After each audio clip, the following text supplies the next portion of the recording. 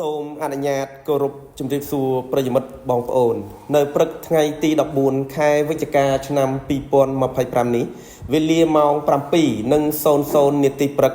លោកស្រីនាយសង្កាត់រដ្ឋបាលជលផលស្រុកសណ្ដានបានសហការជាមួយនឹងកម្លាំងស្នាក់ការក2កំពង់ធំមណ្ឌល4ចុះទប់ស្កាត់និងបង្ក្រាបបទល្មើសជលផលនៅត្រង់ចំណុចអូស្វាយឃុំសណ្ដាននិងចំណុចអូឈើទាលឃុំឈើទាលដែលស្ថិតនៅក្នុងស្រុកសណ្ដានខេត្តកំពង់ធំលទ្ធផលដែលចុះអនុវត្តបានមានមួយករណី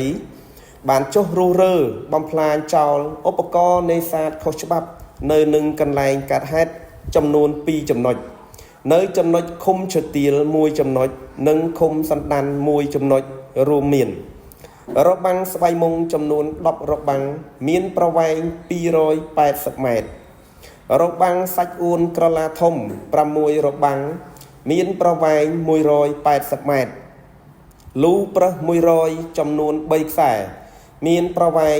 110ម៉ែត្រឡុកមានចំនួន16គ្រឿងលូមានចំនួន16មាត់និងបង្គោលចំនួន103ដើមព្រមទាំង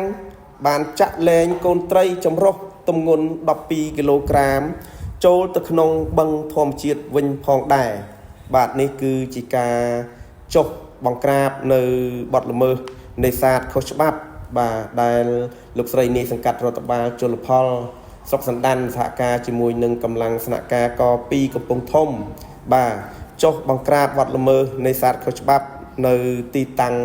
2កន្លែងដែលបានជម្រាបជូនខាងលើហើយក៏ទទួលបាននៅលទ្ធផលបាទគឺបានបាទរុះរើនិងបំផ្លាញចោលនៅឧបករណ៍នេសាទខុសច្បាប់បាទមួយចំនួនដែលជនល្មើសបានប្រើប្រាស់និង